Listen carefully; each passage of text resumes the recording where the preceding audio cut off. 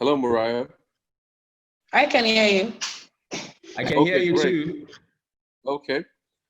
We're saying thank you so much for being here, Morayo. I really appreciate you for your time.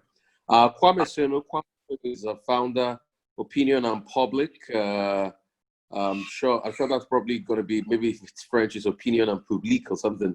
Cote d'Ivoire. Kwame, thank you so much. Kwame's family. I met Kwame via the training platform a couple of times. Thank you so much for being here. Great insight. I'm looking forward for you sharing, Kwame. Thank you. And we've got Tolu Adedeji, Marketing Director, InBev Nigeria and Ghana. Tolu, it's a pleasure meeting you. Thank you for all the good work you do. Welcome. All right, great.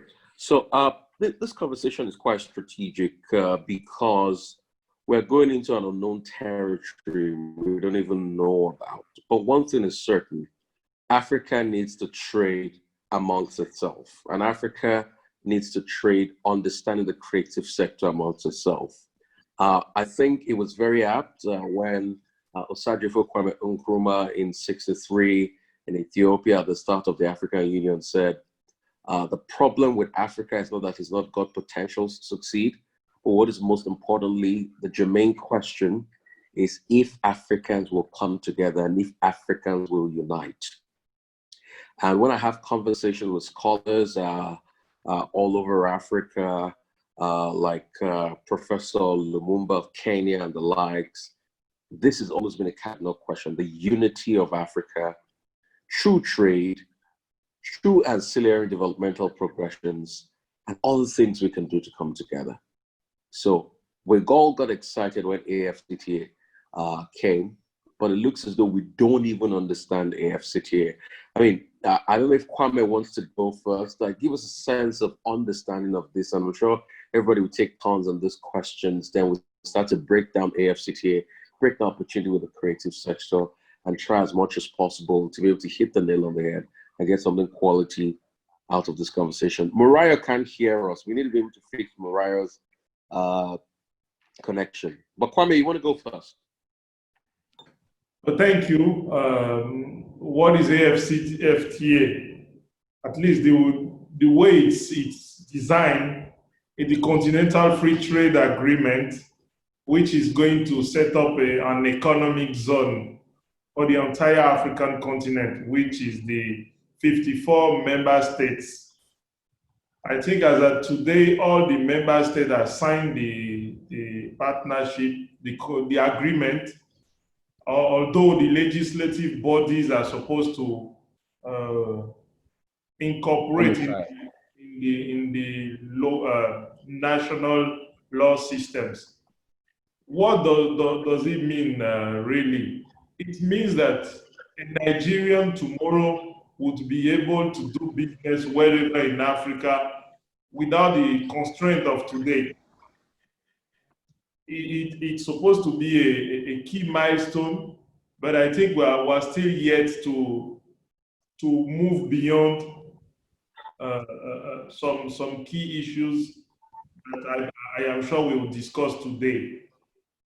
One of the key components of the Continental Free Trade Agreement is the local content, whether it's in industry, whether it is in business, whether it's in creative industry, but it's local content.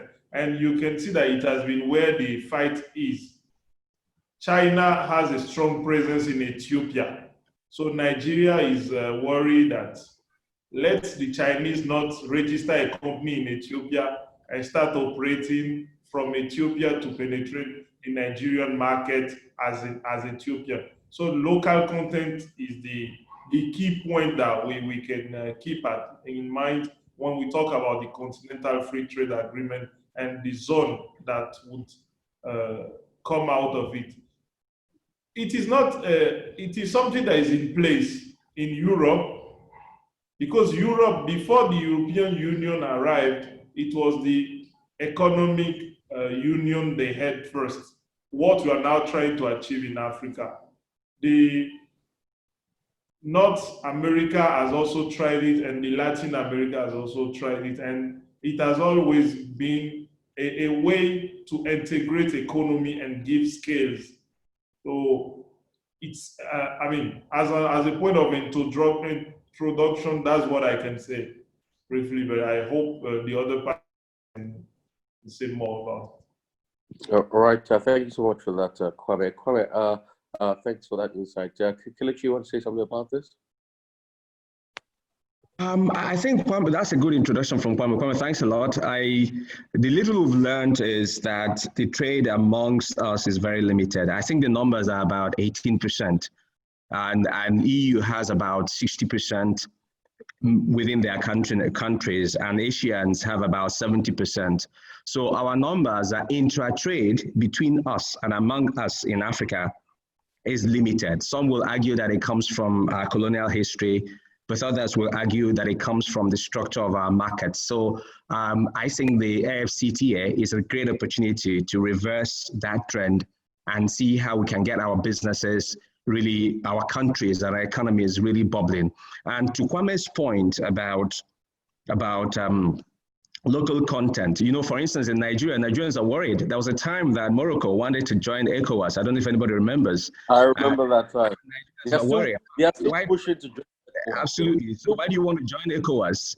Or why do you want to join AU or whatever you want to join? Because we don't want to be a dumping ground. So I think we will take it as it comes, and we will talk more about how it affects us in the broader creative industry. But technically, the protocols of AfCFTA, that is the removal of tariffs, the IP rights. I mean, if you think about travel, if I have a UK passport and I go to Mozambique, I'm going to get stamped in at the airport. But if I have a Nigerian passport, I have to get a visa. If I'm in Lagos, this is tactical. I've got to go to Abuja to get a visa to go to Mozambique. But if you are from certain parts of the world, you come in and they stamp you. That's very embarrassing. I think Dangote actually talked about it in one of his discussions at AU. So movement of people is certainly a critical element of a protocol. The IP rights, which concerns us a great deal, having a single resolution of how IP can go around Africa, the movement of investment and people and all that, competitive policy or competition policy, which sort of talks to what Kwame mentioned, the issues of dispute resolution. I think that overall, the AfCFTA is also going to force a lot of us in African countries to be a lot more competitive, because there are very many corporate governance issues in our countries, in our various countries, that we need to raise up to a particular level for the AfCFTA to work.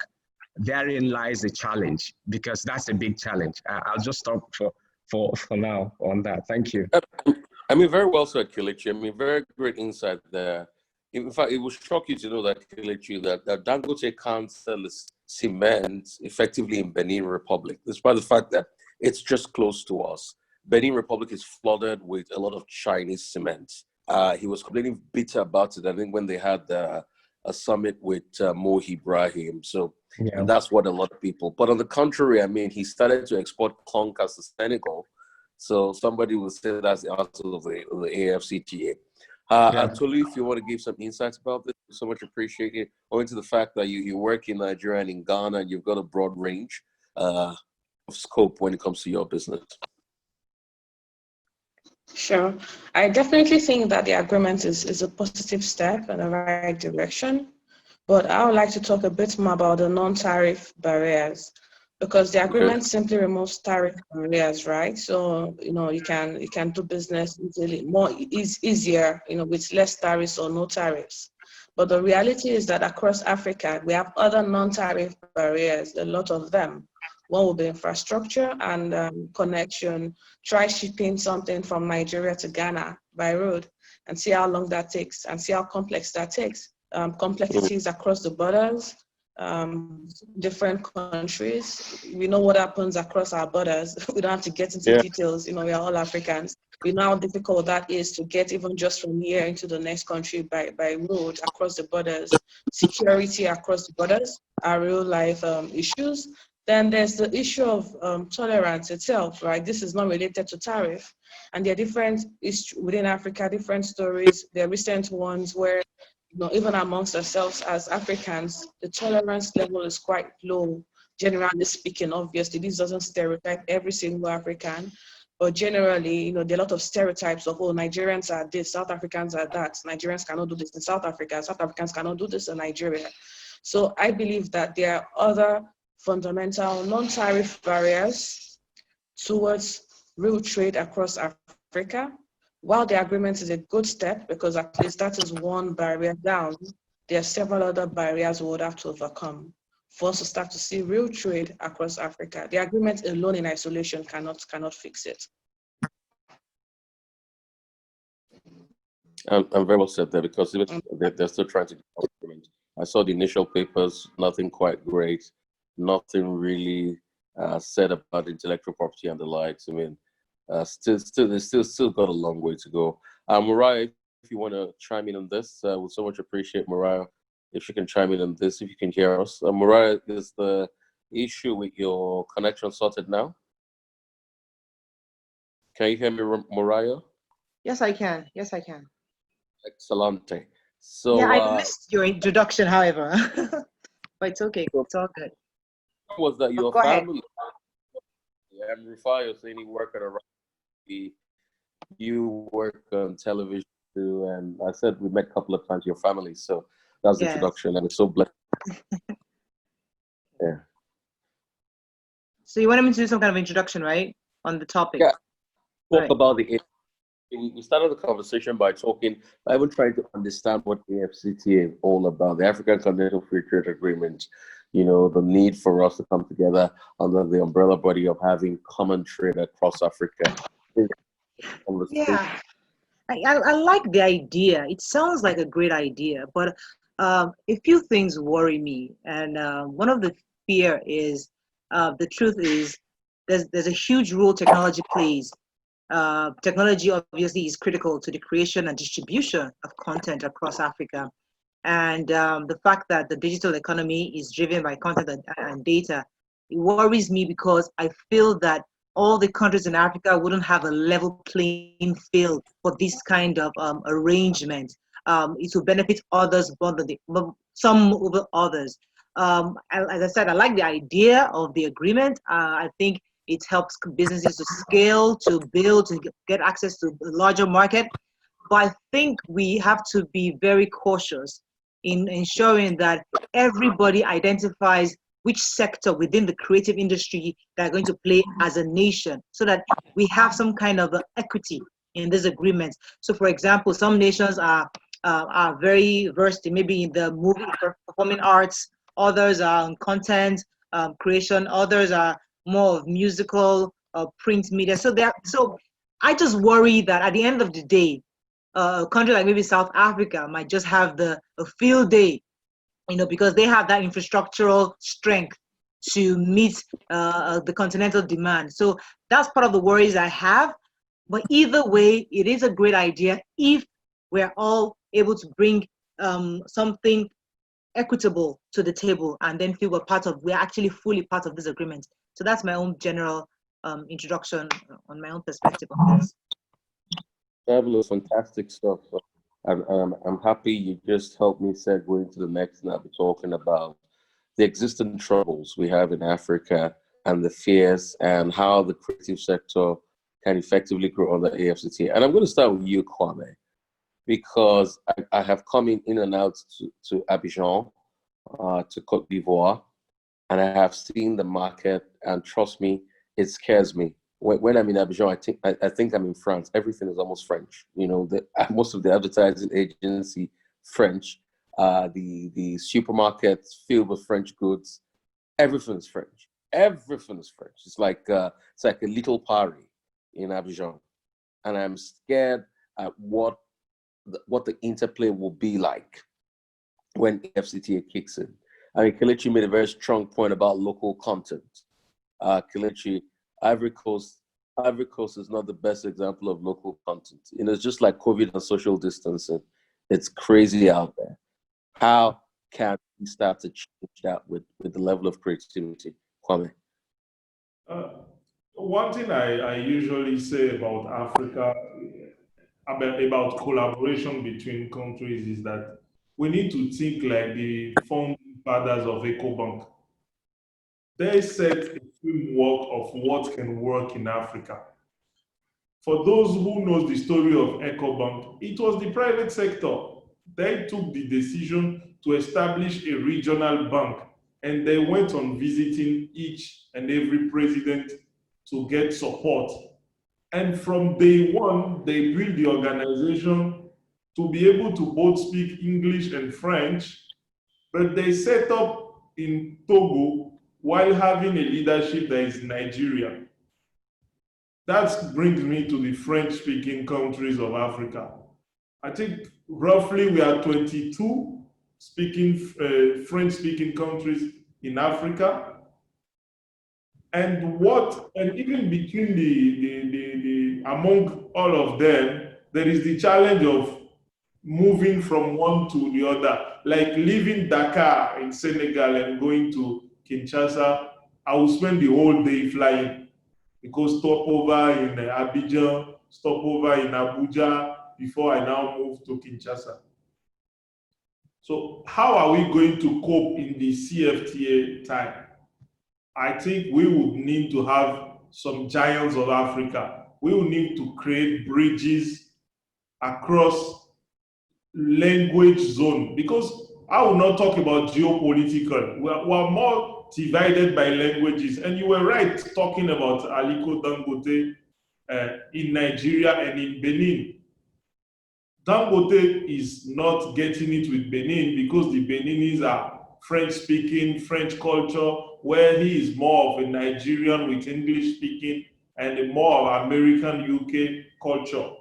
So we need from day one to set bridges. And the multinational knows to do it. Why can't we Africans do the same? In the creative industry, let's just come back to that. You may be aware that there is Nollywood TV in Francophone. It's all Nigerian content, but it was taken over by a French company, Canal Plus, and they did subtitle to start with. When they saw that the market was responding positively, they now went on having a second language on all the content. Nollywood is now a big player in the region in terms of audience and in terms of media investment from the brands and organization. So I think that is where the problem is. If we start by saying, oh, the Francophone, they don't want to speak English. The Francophone would also say the Anglophone, they don't want to speak English. We are going to lose the size of our markets. A lot of things that are going well in Nigeria that can be copied across the region, which will now give more scales with the size of the population, with the size of the brands and the investors. But if you do something just for a market of, let's say, Cote d'Ivoire, 26 million people, you won't get the same scale as if you are talking to the entire Africa. So I think that's where the challenge is. We should move beyond colonization and the languages that were set up in place and really find a way to do alliances, partnership, and leverage of each side's strengths. Thank you so much for that, Kwame. And I'm really excited you talked about that, because at first, we don't even have connectivity. I think the African Development Bank, BAD, was just saying recently that they wanted to build a $5 billion superhighway from Lagos to Abidjan. I mean, those are all the factors. Kelechi, what keeps you awake 3 a.m. in the morning as regards, AfCFTA and its challenges with the creative sector? Oh, I think that there are much more immediate problems, including COVID-19. I think that in many ways, AfCFTA is there as a challenge, and it will keep happening. I think there are a couple of things, and looking at it, especially since you guys, Chini asked me to talk on this, is we need a better understanding of what the creative industry is. The quick mode, the shorthand is always to revert to theme and music. And that is not just the creative industry. The couple of definitions of the creative industry will tell you that it's about creativity, using it for projection of economies, development, and it's a wide range, architecture, design. In fact, what they have, there's something that I was reading from, there's a group called the ATCG, African Technological and Creative Group. They had a meeting in Rwanda, I think it was last year, and I don't know if some of you attended. So I got across to something that was published by the guys who organized it, called Nimbe Trust Perspective. And when they took up the UNCTAD, you know, UNCTAD is United Nations Conference for Trade and Development. They took their definitions, and the UNCTAD has done extensive work in the creative economy. When they look, they call it creative economy and cultural industries. When they looked at it, they had about 9 broad buckets. So you've got the traditional cultural expressions, which is arts and all of the things we do in the local communities, cultural sites, visual arts, painting, sculptures, etc., etc. You've got publishing and printed media. You have design, which includes interior, graphic, fashion, etc., etc. You've got performing arts, music, theater, opera, circus. You've got audiovisual, film, television, radio. You've got new media, which includes games, gaming, and all of the things that's coming with software. You've got creative services, which includes design, advertising, etc., things like that. So you've got like 9 big buckets. And there's a report of theirs that I ran into on the internet. It was about 445 pages, and I said, no, I'm not sure that I will survive if I read this. But it is a report that talks about different across the world, the sort of balance of payments, the kind of work that people are doing, earning from the creative industry. So I think that I'm not sure that our classifications and our understanding first and foremost is right. I think that even in Nigerians' classifications, when they talk about Nollywood having 3.3 billion and something like that in 2018, I don't know if those numbers are correct. However, the whole idea is to understand. I think the first needs to understand that this is a creative industry that is large, and that if the numbers they are quoting, the UNCTAD numbers are correct, they were talking about 592 billion in 2008. And in 2015, they were talking about 2.1 trillion US dollars. Now they're talking about 3.1 trillion US dollars. And it is said that Africa has about 1% or 2%. So that's the first worry for me. The first worry for me is our classification and our understanding the scope of what this can do for us, that we are merely scratching the surface. So my view will be that as we go, we need a lot more of these conversations, especially amongst all of the people who play in the creative industry and in the ecosystem. And the reality is that we can have silos, we can have abbreviations or approximations into music. Right now, when the government in Nigeria tends to talk about music, film, that's Nollywood, music, and maybe software and IT, and that's it, it ends there. No, that's not what it is. So what keeps me up, I think, is understanding how large this is and having a really, really considered and deliberate plan to evoke, to exploit, to expand all of the ramifications of it across Africa. You see, you can grow from 1 to 2% to 10%. What it would do across the continent would be amazing. So that's one big thing I think I like to put on the table. There are a couple of other things, but I guess I'll just leave it at that for now. I mean, very, very well said, Kelechi. And I think the next round of questions will even be centered around, the extremities of creativity, so that we can understand it in full. I mean, I want to segue to you, Tolu. Beer itself is an art. Alcohol itself is an art, and it's really exciting. I went to Czech Republic, Tolu, and I went to a beer museum in Czech Republic, and I paid to get into a beer museum. And trust me, I can tell you for free, Czech Republic has the best beers in the world. So you'll be amazed. Forget the Germans, forget the Belgians, Czech Republic. So you'll be amazed at that sector. I mean, you want to talk us through that, Tolu? Yes, but before I get to that, I'll just talk briefly on what Kelechi said.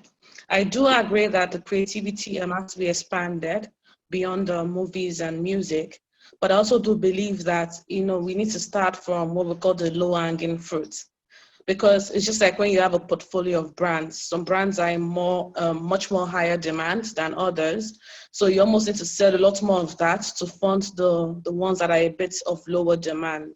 So just to say that while there are different aspects of creativity, there's the advertising, there's music, there's festivals, there's arts, there's museums and all that, we can't deny the fact that Nigerian movies and music are at a higher step ahead of the others today in terms of the demand, in terms of the popularity. And I believe we do need to start where the biggest demand is, because when you then do that, that can generate even extra investment for you to develop other categories, and we don't spread ourselves too thin. Because the reality is that we still have limited resources as a continent, as a country. If you look at China's creative industry, if I'm not mistaken, was about $32 billion in 2004.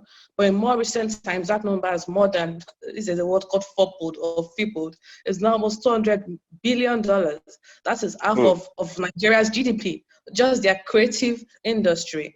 So I do believe that for sure, creativity is something that we need to really tap more into Nigeria. We need to make a leapfrog. We can't allow the other barriers we've had, the other baggages, the other issues, infrastructure, power. We can't fix all those things at the same time. We don't have the resources to. We need to make a deliberate attempt and strategy to invest in creativity, because then it can become a revenue machine for us to help us then fund other issues. We have so many issues in Nigeria and across Africa at large. If you look, every country has its own specific issue.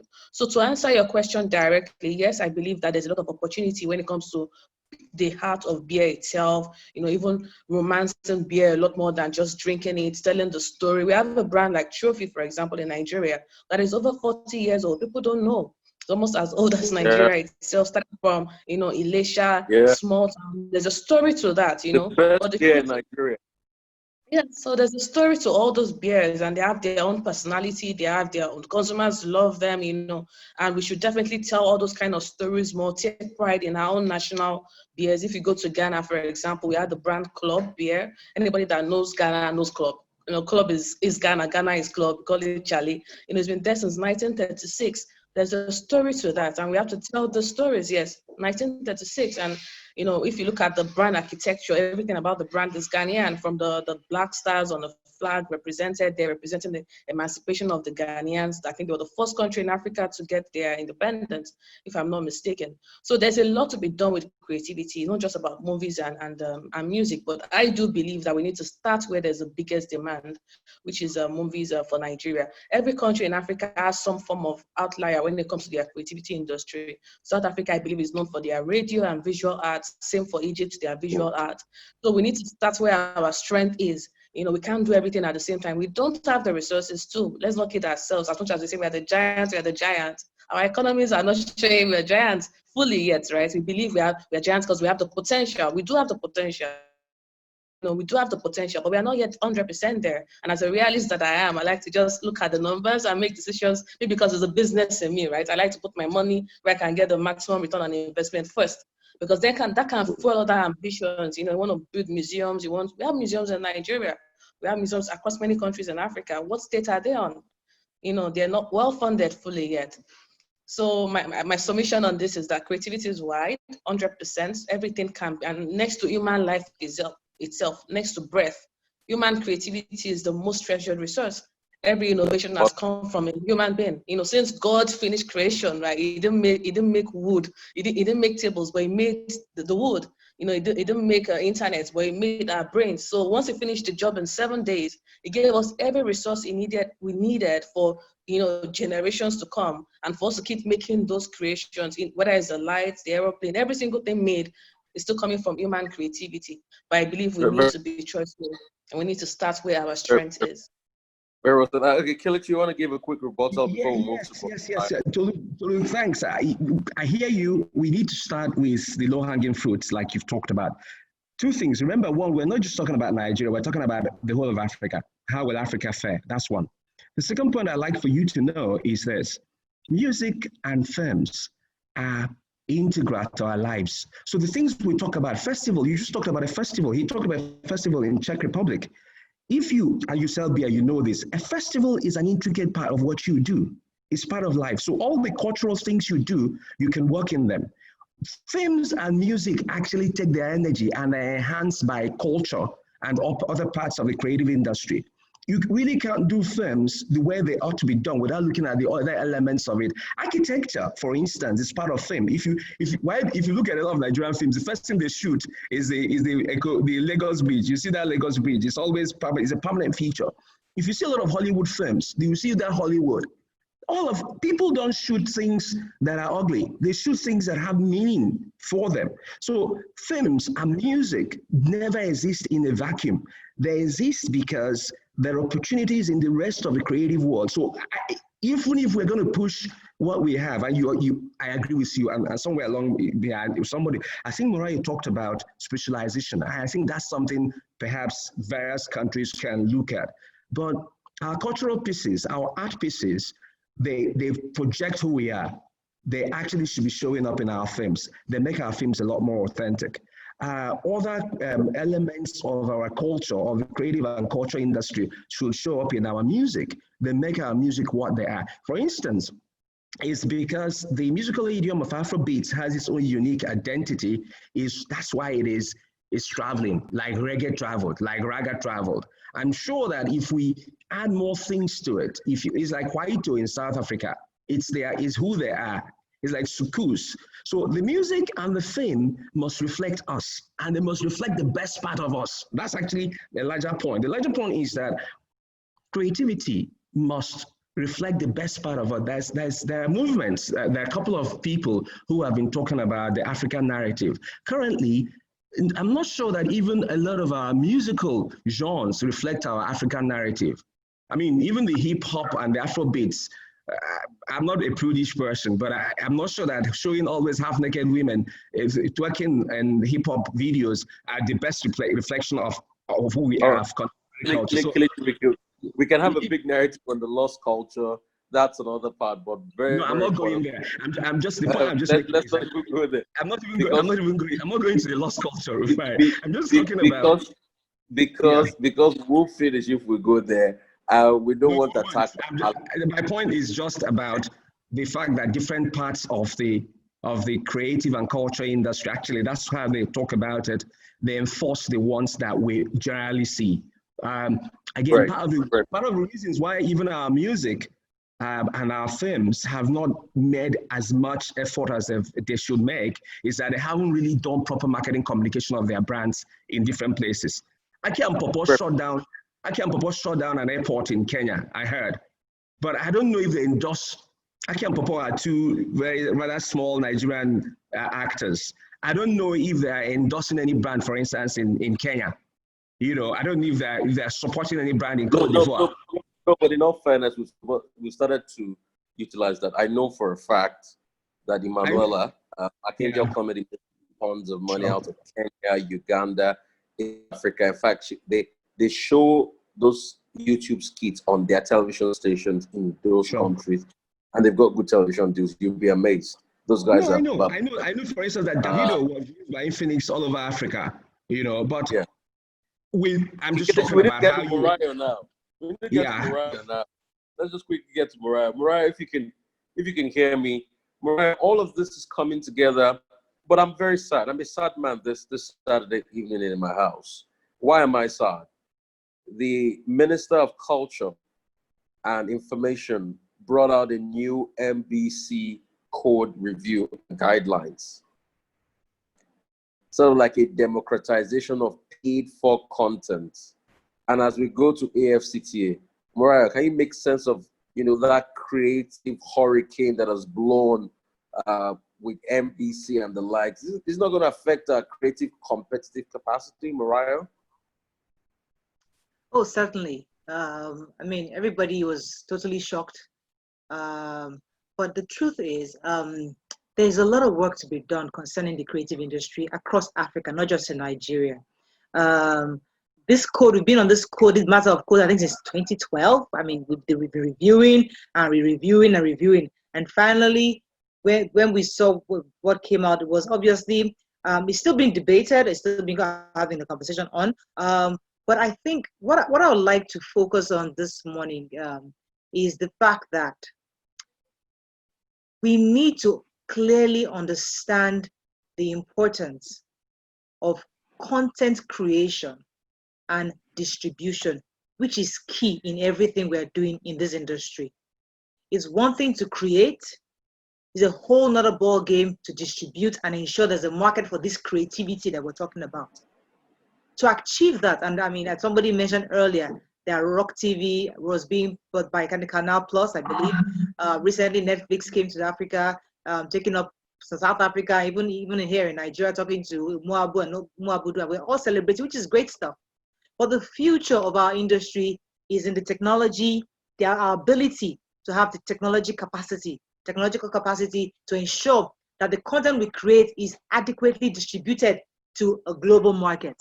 And that's where I begin to fear, and which is, I think somebody else said it earlier, that the Chinese are coming in, everybody's coming in to take a piece of this pie, because Canal Plus saw that we're in 178 countries. Rock TV was in 178 countries in the whole world.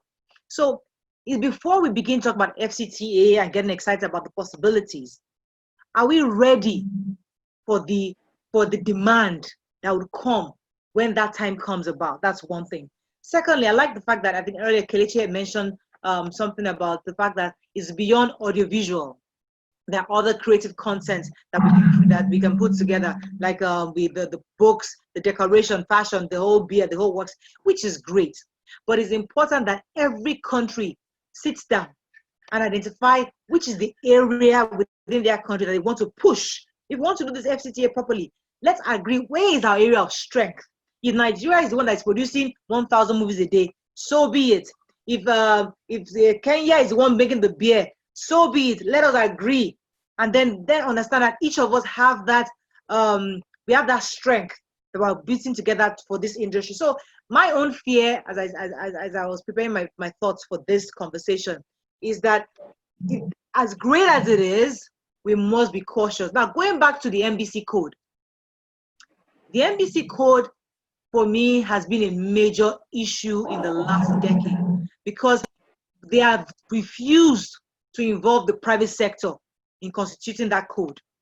I have several times spoken to all the officials within the NBC at that time, even the minister himself, that listen, you need to involve the private sector, especially with the issue of the cable television rights of content, foreign content coming into our nation. The fact that there's a limit on the kinds of distribution we can access and all that. So it's a conversation worth having, and I'm happy that the code is out now, and then we can all begin to explore and discuss and see what contributions the private sector can add to this new code.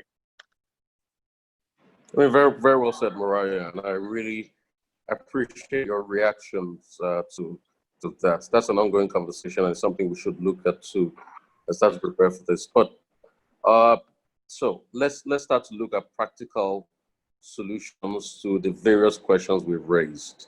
How can we make African content, African creative sector, the next frontier, the next money spinner? You know, because it's so big, the capacity of the world. I was watching an interview today that says when Lord of the Rings was about to be shot in New Zealand, almost the entire population of New Zealand auditioned to be in Lord of the Rings, including the current Prime Minister, Jacinta Ardern, but she wasn't casted. Just Lord of the Rings. And I was shocked that if the work of such a man can go around the world. I mean, I was in Oxford and I went to the Eagle and Child. The Eagle and Child was the bar at which Robert Tolkien used to write most of his books in the 40s in Oxford. If just the mindset of one man can go around the world, where will Africa creativity be big money spenders? It's not that we are doing well. I hate that fact when they say we are doing well. We're doing well means, let me just pat you in the back. It's like promoted on trial. When will you make true money like Hollywood will make like Wakanda. When are we even going to get the first African $1 billion box office film? Steps that will get us there. Kwame, we'll start from you. We'll take it to Kelechi. We'll take it to Adedeji. Morayo, when are we going to get the first worldwide syndicated television show? When is your view going to be on pay-per-view in the UK, in Venezuela? Do you mind if I start with this conversation? Let me try to start. I think as Africans, we must accept where our shortcomings are. And I think it was Tolu that said it earlier. If we want to be real and truthful to ourselves, whether we like it or not, South Africa is ahead right now in this when it comes to our industry. In many parts, maybe not totally, but in many, but especially in the area of technology and all that. I would suggest that if we all put our guards down and say, listen, South Africa, let's come together. Let's use the apparatus you have, and let's push our individual cultural strengths across the world.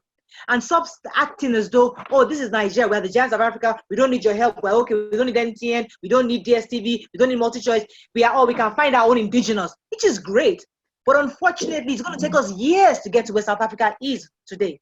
So if we can make an attempt to put all our ego aside and say, listen, our big brother South Africa is a real big brother in this industry. Let us work with you. So then, because then that's the strength we can build in sub-Saharan Africa that can be exportable internationally. I'd like to start from Kwame. Kwame will go for. Okay. That is something we should understand. We can't all have 54. It's not because there is AfCFTA that all the 54 state members should rush into action. And that is what we do. We have as many as airlines as countries. Why do we need that? Coming to the creative industry, we should work. I mean, Nigeria and South Africa, for instance, are very big on movies, on technology, on production, on screenplaying and all that. They can be the lead game, and then we can make other markets available for them, so that a huge budget film in Nigeria is not only targeting the Nigerian market and then not profitable. But I would like to say something here before moving forward. We need to like money. Excuse me, I know that we are very Christians and all that. We don't like, we are very shy about money. We need to like money. And we don't do that enough. I think we are always happy of half-baked idea that can create a kind of noise. Netflix is in Africa. No, this is not where the conversation is. Where is the money of Africa? Why am I saying that? What Aliko did with cement is to protect his industry. So we as creative people, we should also protect our industry. Let's talk about the issue of technology. India has their what they call it, their valley of technology. They kind of emulate Silicon Valley. Let us as AfCFTA ask them to build the next platform that will be promoting the African content. Let's not just be happy that we are making movies that are going on Netflix and we are paying to Netflix. The money is going to where, I don't know, maybe Netherlands or one tax haven, and we are now complaining that we are short of Forex in Nigeria. We are short of Forex everywhere, because that is what is happening. They will buy the Nigerian movie for a budget, but the bulk of money would come from somewhere else. Let's know our strength, let's know our shortcoming, and then we look for strategic alliances. I started by that. We don't do enough of that. When we go on Twitter, is Nigerian abusing the Kenyan and vice versa, or the South African saying Nigeria out or whatever. We need to move beyond those thinking of Benin, Cote d'Ivoire, Nigeria. No, if one market is ahead of the other, it's the leader. in whatever it has to do in that direction.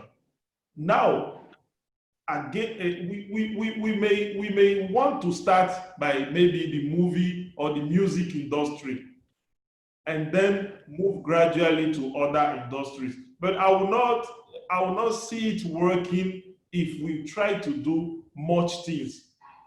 When are we going to have, and I'll stop there, when are we going to have our first billion-dollar movie? It is the day where probably the production will be South African, the actors and the screenplay will be Nigerian, the technology will be Kenyan, and the distribution will be all over Africa. Because we have that money, but we are not just spending on our own thing. Movies that are coming from Nollywood are barely distributed beyond Nigeria. If not on Netflix, where can you see them? Just across the region, Ghana, Cote d'Ivoire, Senegal. No, it's not the case. And whatever is happening in Senegal is not reaching Nigeria. So that is when the $1 billion movie in Africa would happen. Thank you so much for that, Kwame. But Kwame, let me shock you. In fact, when you talked about Netflix, I feel very proud because the entire money is not going to the tax haven. There's a company set up by a very good friend of mine that calls me Egbo, that calls me Elder, called Flutterwave, that does the payment for Netflix. So a little proportion of that still comes to Flutterwave one way or the other. In your boy, the big bulk of it stays with us here in Africa. It is our money, and it has to know. Our money still comes from somewhere there. Kelechi, you wanna help with this?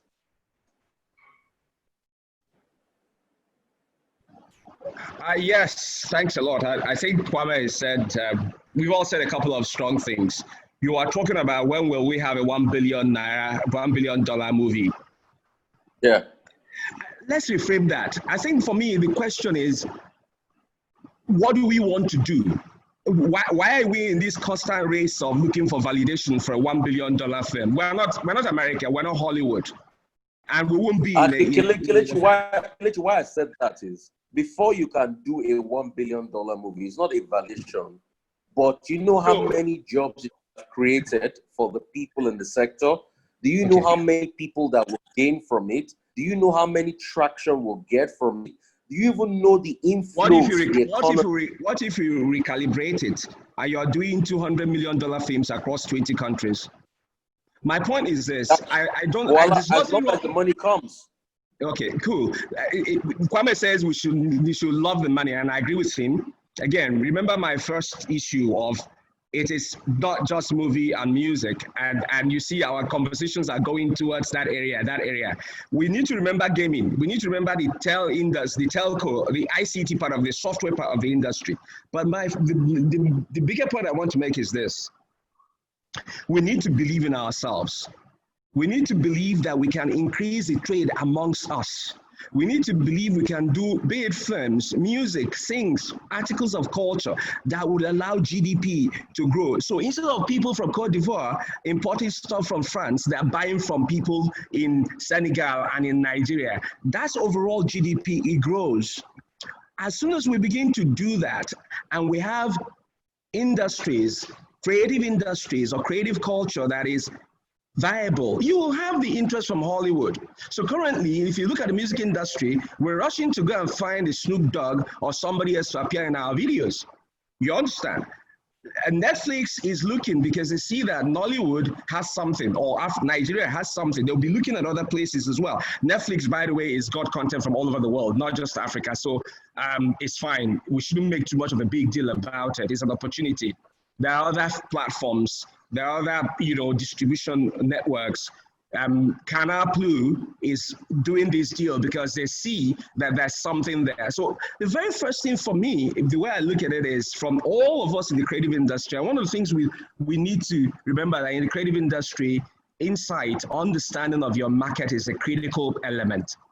Once we are able to understand the 54 countries, and we've talked about specialization, and we're able to collaborate without ego and without hatred running around amongst us, we'll be able to grow our GDP amongst ourselves in Africa from this 18% that it is currently to about 50%.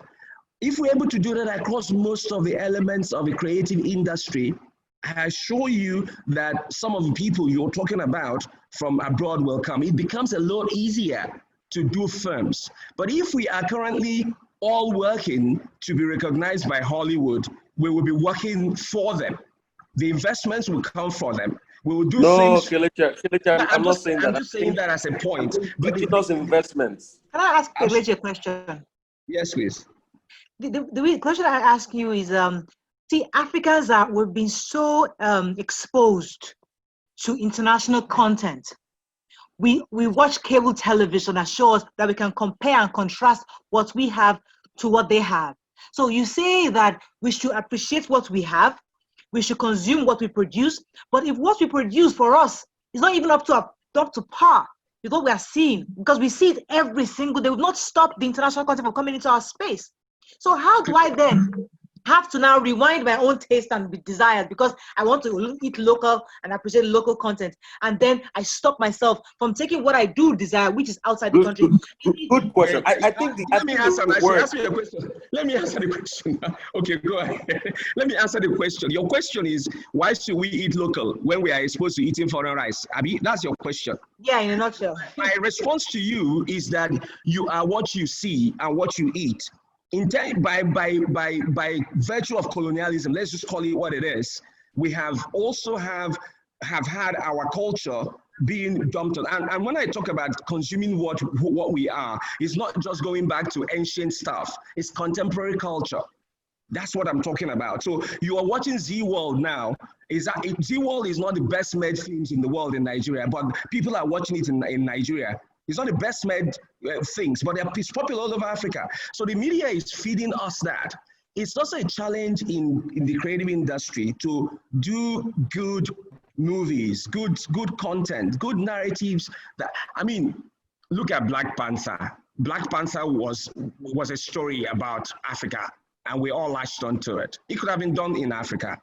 The reality is that there is the question about tastes. And that question about taste is very elitist. Africa is 1.3 billion people. I can assure you that half of Africa is not elitist. They're not even in this mode of where you are. There's another bottom of the pyramid who are probably another maybe 400 million people who are looking for good entertainment. They're looking for Emanuela. For instance, is Emanuela where is Emanuela's class? So again, that would be my response to you. So we need to see what works for us, what can make us trade amongst ourselves. That collaboration, for instance, Nollywood with South Africa, I think you mentioned it. You talk about going to do a film in Senegal, putting subtitles in it, or having the Senegalese story and a Nigerian story, whatever it is that can allow us to collaborate and tell good stories about who we are. That's for me is something to think about. That's where we begin to get the 1 billion or whatever else that we talk about. That's my take on it. Thank you. All right, Kelechi, the word I wanted just to put in to be able to make your conversation more robust, but you said I should allow you answer the question. No, go on, global. And I think it's a word I think it's a word we should all write down. Global. What is that? Having a global mind, global. Okay. Yeah, I heard having that. a global mindset and still keeping the originality of our local content. It has to be said. Having a global mindset in production, in skill and everything, but still tell the originality and the ingenuity of our local story and experiences. So I think Africa should pretty much learn how to go global, pretty much in this regard. So Tolu, you want to come in here? It was, sorry to interrupt you, it was never meant to be to drop standards, never meant to be for us to do. It was for us to be authentic. Not a problem. Great one. Yeah, thanks. Great one. Tolu, you want to come in here? Nice conversation. I'm loving it. I know we also are mindful of time because I was told it's a 45-minute session.